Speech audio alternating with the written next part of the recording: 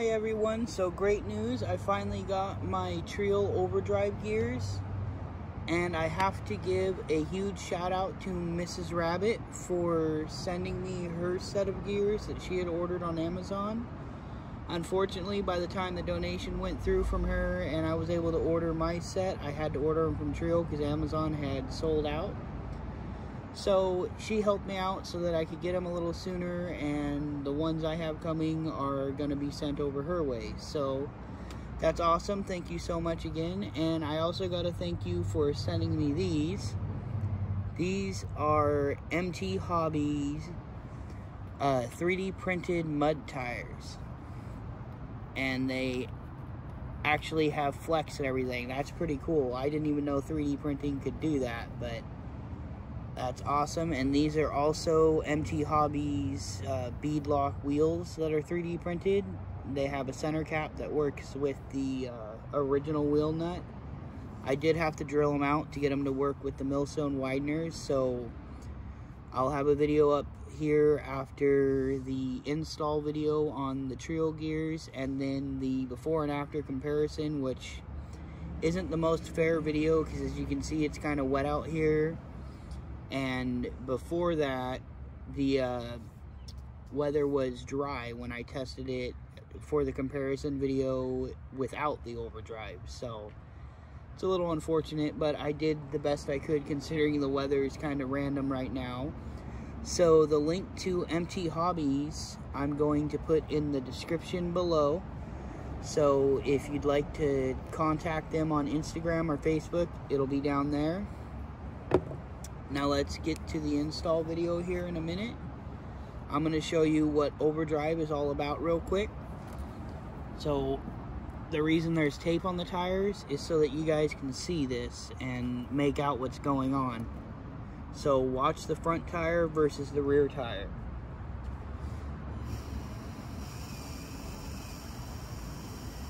See, the front tire is spinning faster. So Treal says it's a 14% overdrive, which isn't a huge amount, but it's enough to make a difference. So that's that. I thought you'd be interested to see. And I have a funny story on the rear axle. If you look real close, you'll see it's bent and wobbles. And that is just nothing to do with being on the trail. It's just a funny story. If you want to hear that, let me know, and maybe I'll talk about it in a future video. So yeah, let's get on to the install video, and I hope you guys enjoy it. I'll talk to you when the video is over. So here is 50/50 drive stock, no overdrive gears yet. And the tape, watch it. It stays together. They're both moving the same speed. And then we'll do this again after the overdrive gears are in, which I'm going to show you how to install right now.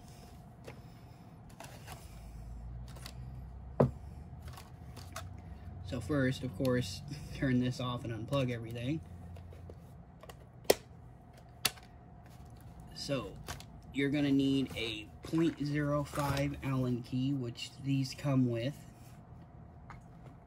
And then the millstone wideners, the barrel nuts, they are a 3/16 bolt. At least that's what I use, and it works fine. So you're going to have to take the tires off.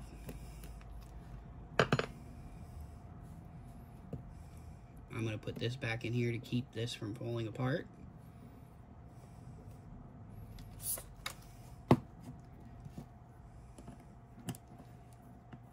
Now, I'm not sure if this is going to be in the same video as the before and after comparison. It depends on how long this takes.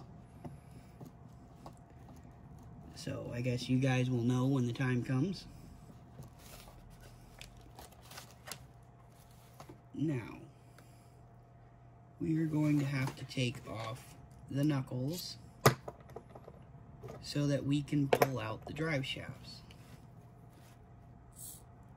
So first, I'm going to get the knuckles, and that is just a screw on each side of the knuckle. If I have the right bit.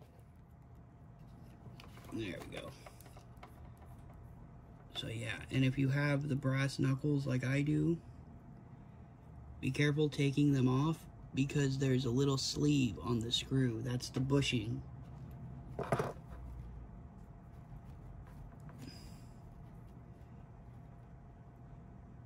You can see the sleeve a little better there. And then that knuckle just pulls out. Same on this side.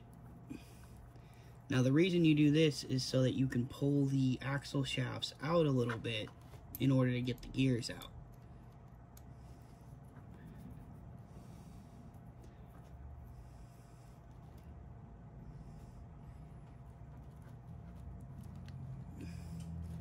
And then to undo this ball link,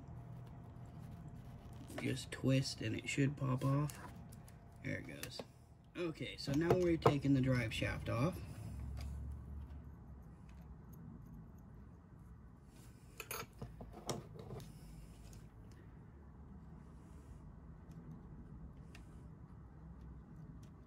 Just trying to get a hold of this screw in it. These drive shaft screws can be a pain sometimes. Especially if you don't use the right size tool.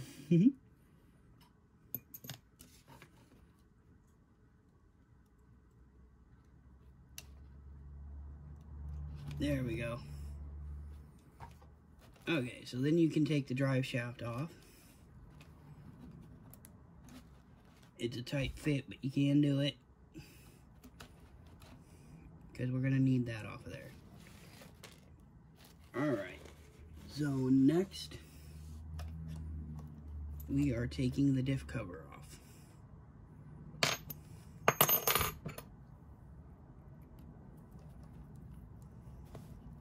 Sorry, off camera a little bit there.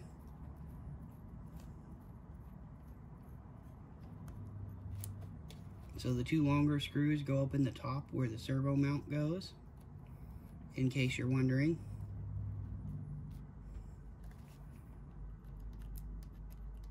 I'm going to try to keep the servo on here when doing this.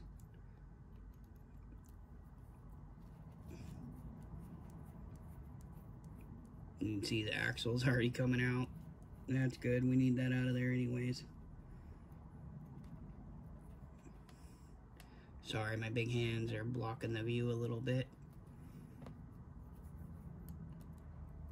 But this is pretty simple. I mean, if you've put the brass diff covers on, you know how this goes.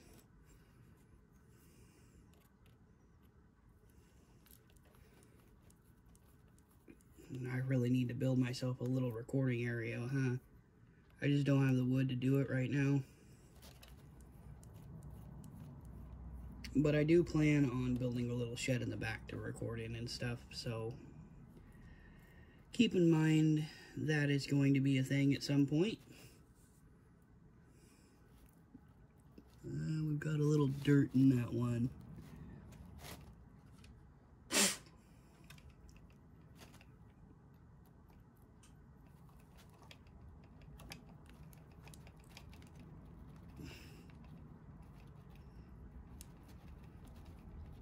I might have to go grab some extra screws to put into this thing.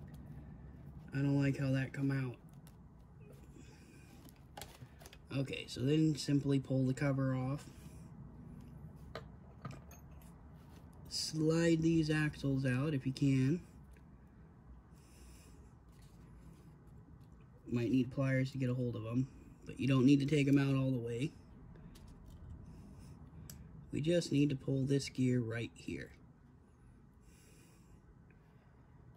And then grab the worm gear, and it's out of there. Sorry about the weird cut there. I just had to open the Treal gears, and I wanted to point out that in all the Scx24s I've gotten, you can see there's no little O-ring inside.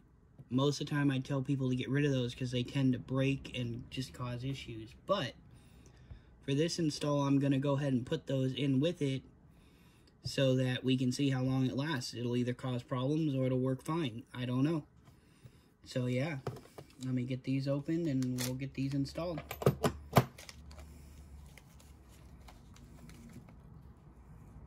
there's that.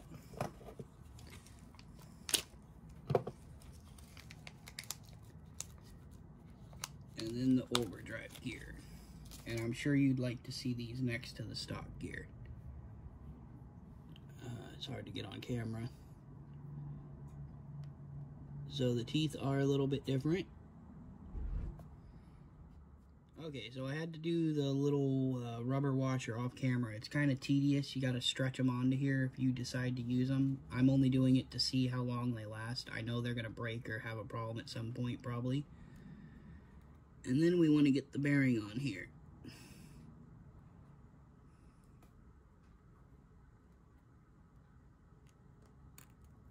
It's a tight fit. But before we get that all the way down, I'm going to take a little bit of this Lucas Red and Tacky. I should have a toothpick here. And then I'm going to put some of this on this so that the bearing doesn't stick if it ever rusts. That's definitely something you should do. Okay, so that's done.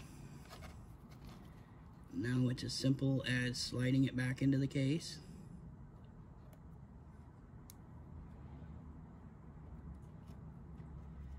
And we're going to take some more grease.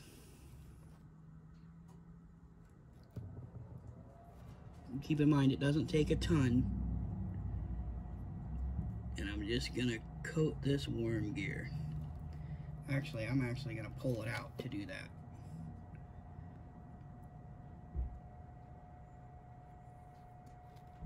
Oh, I think Jenny and them are back. I might have to pause for a second while they get settled. Okay, so I got some grease on the main gear, and I'm going to slide that on in. There we go. Get the axles in. You kind of got to twist them and line them up.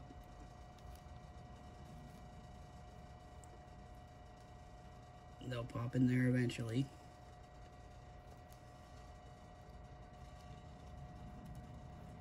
There it goes. Oh. We popped the worm gear out. That's no biggie, we can slide that back in. Okay, so that's the gist of it. Now we reinstall the diff cover.